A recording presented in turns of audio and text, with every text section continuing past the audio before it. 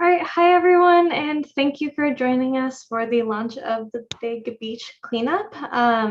Today we have Charlotte Offsay, Katie Rewse, and two of our friends from Heal the Bay, Kelly and Laura, to talk about the book and present some exciting tie-in information about the environment, about our oceans.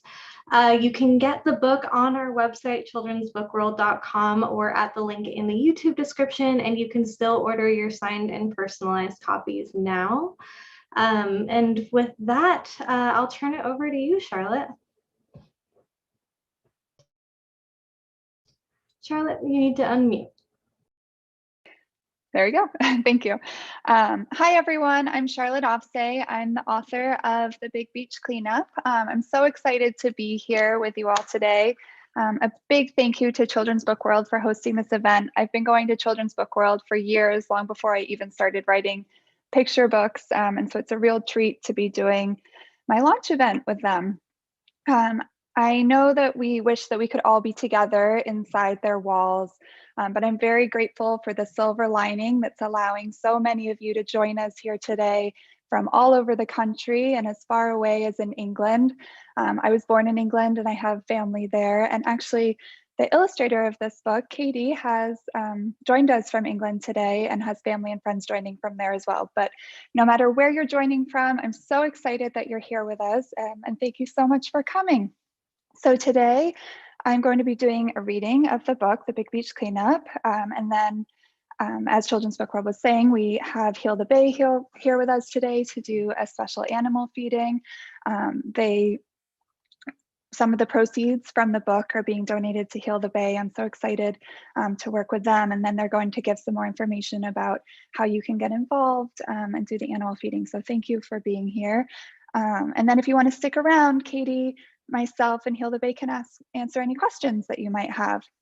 But before I jump into reading the book, I thought it would be fun. We have so many kids joining us today, and I'm so grateful that you're here. And we thought it would be a fun activity. My son, Thomas, he's 5. He had a lovely idea earlier this week that a great way to celebrate the Big Beach Cleanup would be to talk about all the reasons that we love the ocean and how we can help it. And I thought it would be fun if you guys wanted to draw a picture of that, or my daughter, Eliana, suggested how, drawing a picture of what you can do to help the ocean. So I would love to see your pictures. If you want to send them to me, my contact information is on my website, charlotteoffsay.com, or you can tag me in social media. And I'd love to see what you draw while I chat. So in a moment, just like you'll hear that Cora joins hands with her community, there are a lot of hands that joined with me to bring the Big Beach Cleanup into the world. And so I want to thank, first and foremost, my 2 children, Eliana and Thomas. They're the ones who inspired me to write this book. I wanted to write a book that showed them that they didn't have to be superheroes to make the changes that they want to see in the world, and that they could join hands with those around them and really make a difference. So thank you to them. I'd like to thank also my critique partners. I don't write alone. I write with a group of wonderfully talented authors who help me find just the right words for my book. And they actually help me add in the sandcastle competition that Cora participates in. And without them, that wouldn't be there. And I really appreciate all their help. I would also like to thank the ocean advocacy experts, Heal the Bay, for not only being here today, but for also helping me fact check and make sure everything in the book was accurate.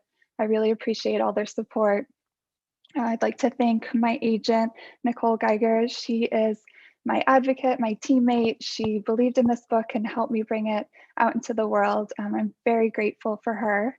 I'd like to thank Christina Poles, my editor, and the whole Albert Whitman team for agreeing to publish this book.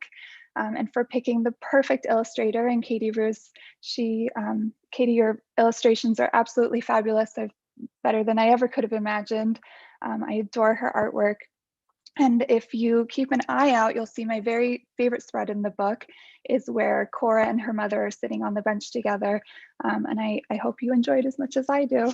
I would also like to thank my promotion group.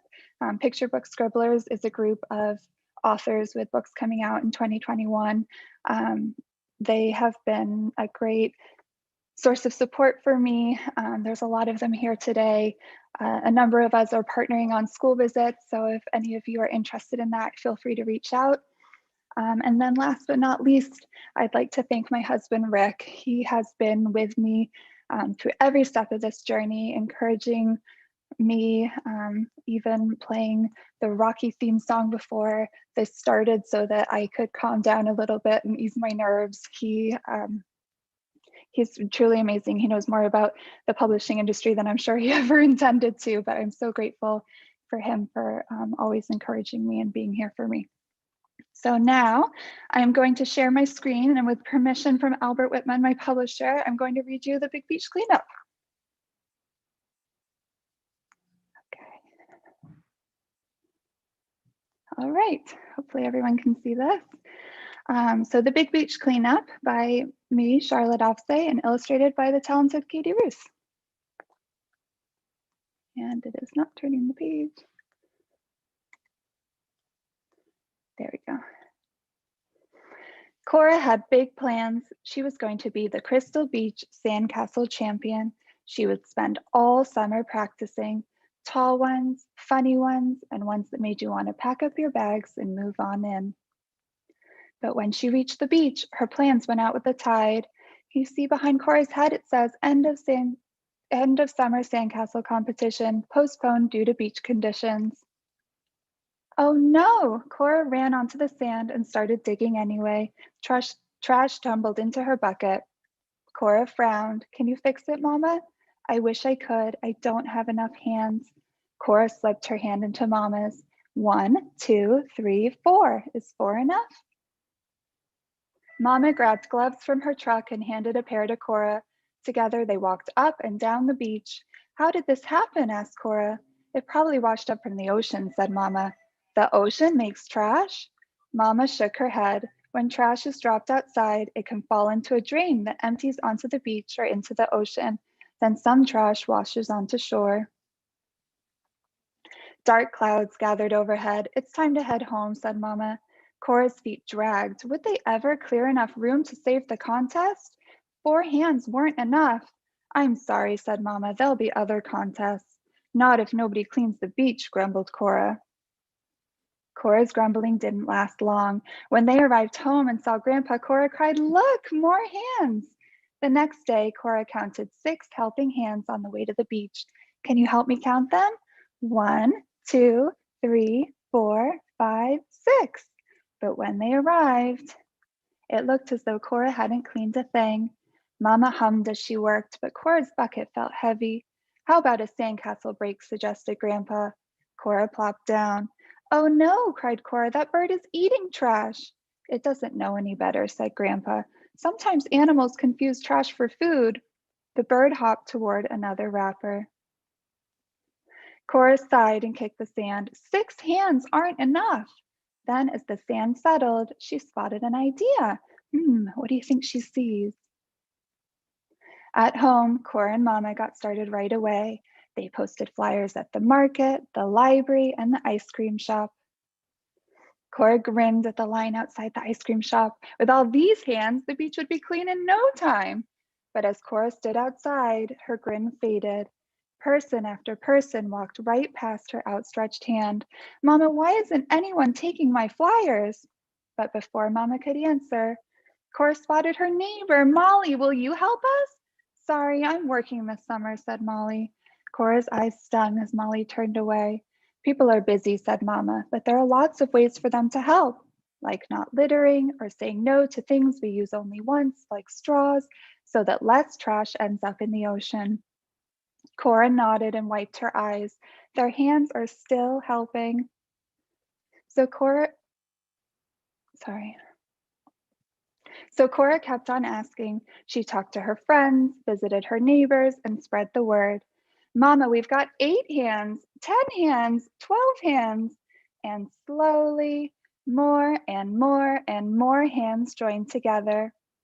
News of the efforts at Crystal Beach spread, and eventually a new flyer appeared. It says, end of summer sandcastle competition back on thanks to local activists.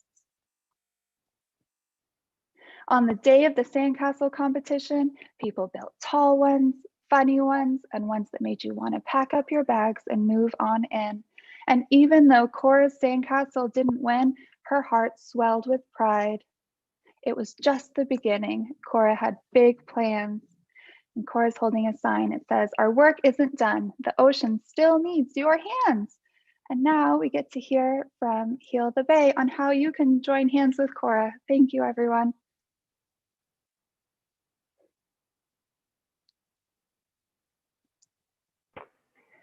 Hi, everyone.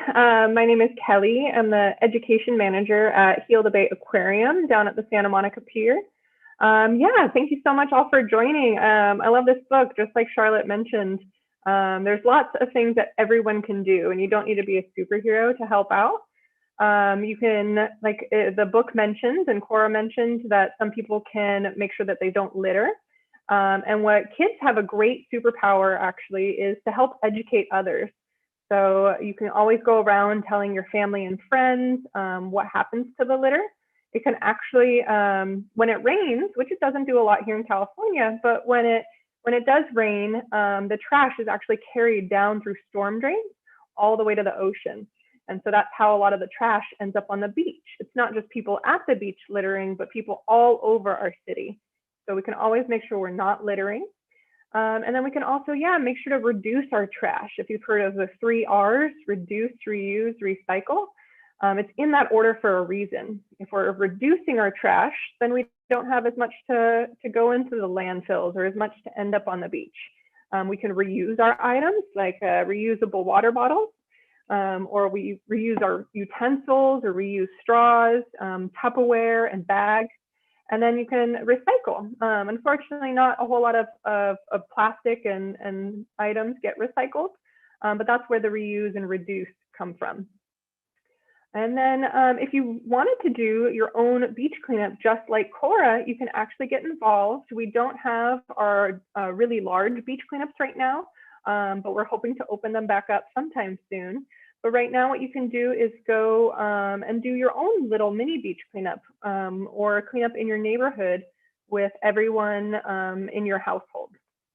And so what you can do is go to healthebay.org/adopt-a-beach. And then it says adopt a beach, but again, you can do your neighborhood, a park. I can actually share my screen and show you our website. So this is our great little website, healthebay.org/adopt-a-beach. You can sign up. We'll give you a safety talk, making sure that you're only picking up safe items. You have your protective equipment. You want to make sure you wear gloves to protect your hands. You never know where trash comes from. It's dirty. You also want to wear a mask when you're outside in public to protect your health. And so what you can do is you can fill out an application just saying where you're going to go. If you're adopting the beach, you're adopting that area for the year. You can do 3 cleanups throughout the year. We'll give you educational materials, kind of some fun activities, and then you can gather your materials, again, your mask and gloves, hand sanitizer, a bucket or bag to pick up your trash, closed-toed shoes, and a reusable water bottle to make sure you're getting enough water. And then you can even track the trash that you pick up. And so that's actually even more useful, or what helps make not only picking up the trash useful, but you're also tracking what that trash is. So that Heal the Bay, we can go and tell people where the trash is coming from. So during our Coastal Cleanup Month last September, we actually started tracking PPE, or personal protective equipment, for the first time. And it made it into our top 10 items of trash found on beaches all throughout Los Angeles County. And then you can throw away your disposed items. And you did such a great job by helping clean up your area, making sure that that trash didn't get eaten by a bird, like in the book, The Big Beach Cleanup, or doesn't go all the way into the ocean. So yeah, so again, you can come sign up here, do a cleanup with your family somewhere, and that can help. All right, and then we're gonna have a really exciting feeding for you with Laura at our aquarium to kind of show you some of the animals that you can help save. At our aquarium, we have all local species that are basically our backyard neighbors. And these are the animals that'll be affected when we do clean up our trash and make sure our trash goes to the right place.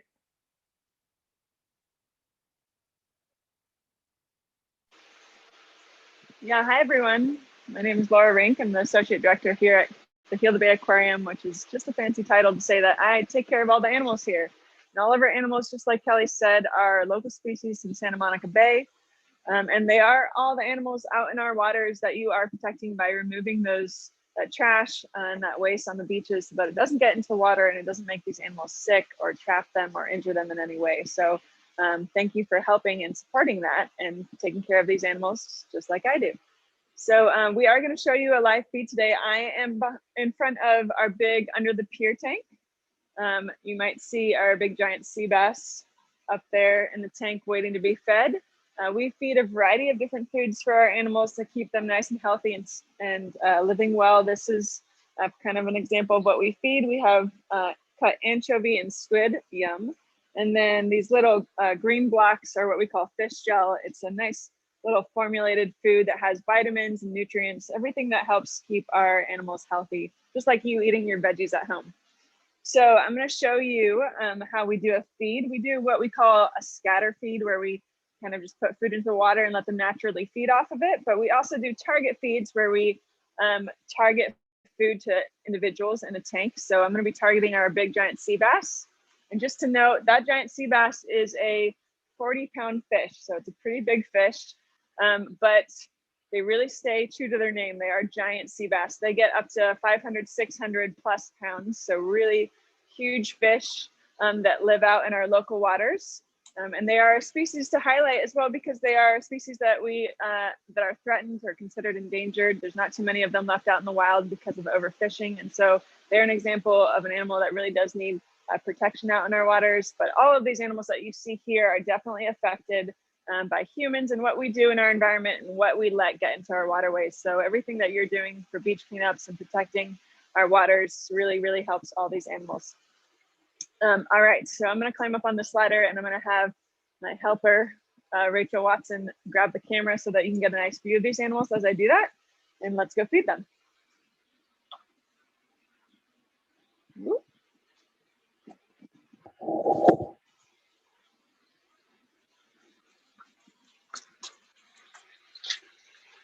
All right, so we're going to start with a broadcast feed or a scatter feed so that we can get everyone starting to eat. And we generally feed out those fish gel or fish veggies first. Just like at home, it's important to eat our veggies, so we do that first so that they get the nutrients up front. And then you'll see our giant sea bass up at the top waiting to be fed. As we distract the other fish, we can target that giant sea bass with a nice squid. Ooh, a bit of a splash there. So we have a variety of animals in this tank. We have a couple different species of sharks. So you might get to see some swell sharks and leopard sharks moving around. And then we have several different species of fish, all of which, again, you would find out in our local waters.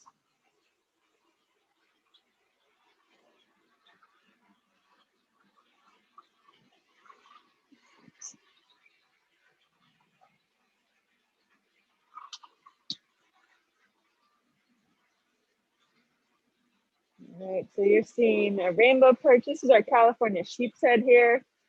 Pretty charismatic fish. Has got quite the personality.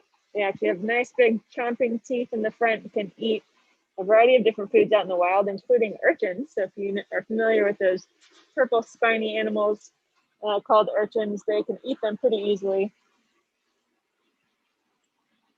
Our giant sea bass will eat basically anything it can fit in its mouth out in the wild, including large spiny lobsters, other fish. It's got quite the appetite. We'll see if we can show you hidden down below. We have a fish that has just the most amazing ability to camouflage, and that is our California halibut. That is a flatfish that you're seeing down there, just kind of sitting. They're what we call sit and wait predators. So they stay tucked into the sand, nice and camouflaged and safe. And then when they're ready to attack or feed, they strike really quickly.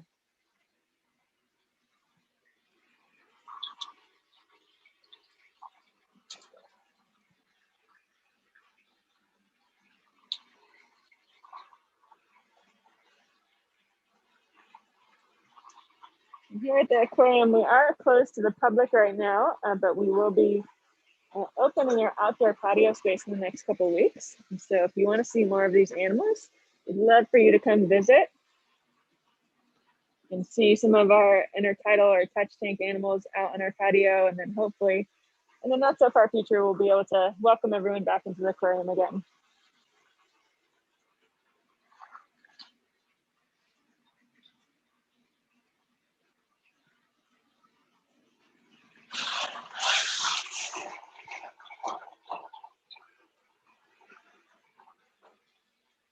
All right. Just looking at our swell shark down there. So we have a couple different species. Like I said, that's our bottom dwelling or bottom living swell shark.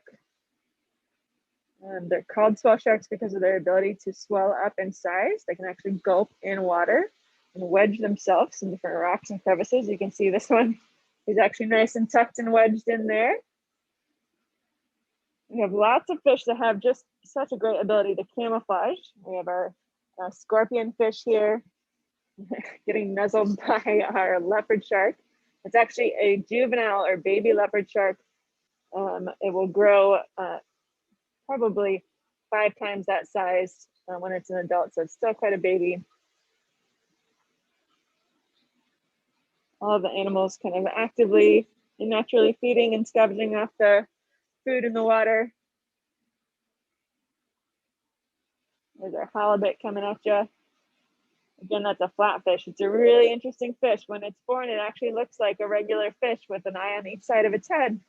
But as it gets larger, one of those eyes actually migrates the same side of the other eye, and it lays flat and becomes a flatfish. So lots of really interesting creatures that live out in our local waters. Just continual reminders to do what we can to protect our oceans and the animals that live in it.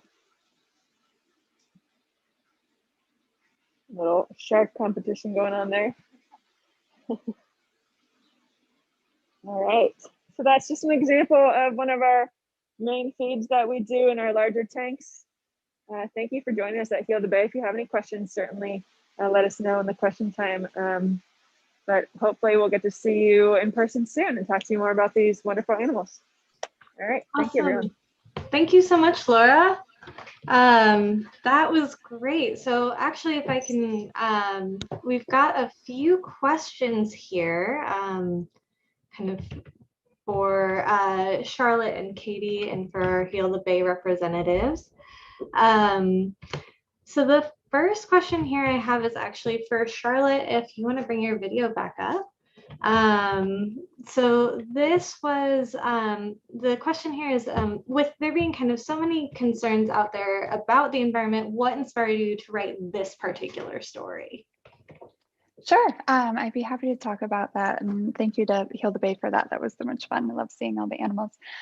So in terms of what inspired me to write this particular story, I had wanted to write a story for a while about little hands joining together to make big change, but it wasn't until one day when I was walking, my 2 kids at the time went to preschool around the corner, and I was walking them back from school one day, and there was some trash in front of the stroller, and I stopped and I picked it up and I threw it in a trash can, and it sparked all of these questions from them. I have very curious children. They wanted to know, what are you doing? How did the trash get there? Why is it there? Well, what happens to it if we don't pick it up? And it really sparked all these big environmental conversations for us around what they could do to help, and just doing their part and joining hands with those around them and inspiring others to do the same home. And I decided that this was the perfect way into the story that I had been wanting to write for a while, that they didn't need to be superheroes, that they could really make the changes that they want to see happen.